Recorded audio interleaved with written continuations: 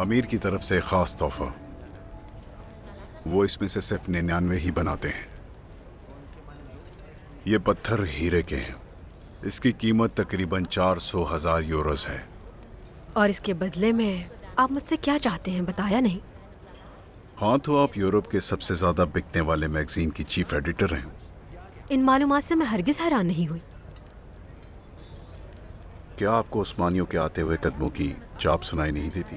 पहले सीरिया, फिर लिबिया, अजरबैजान और बहरे रोम, शायद बाद में यूनान, शायद वियना के दरवाजे तक भी। आप ख्वाब देख रहे हैं मिस्टर फादी। हो सकता है मैं ही वो वाहिद शख्स हूं जो हकीकत को देख पा रहा हूं।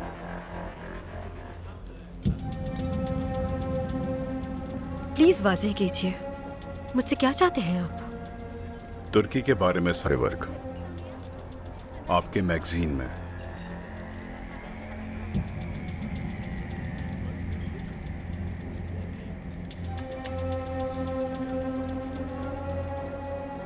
प्लीज रुक जाएं, जल्दी फैसला मत कीजिए।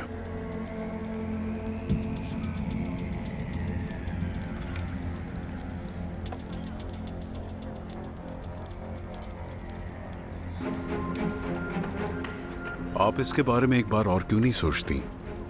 किस किस्म का सारे वर्क है आपके जहन में? हंगामा खेज।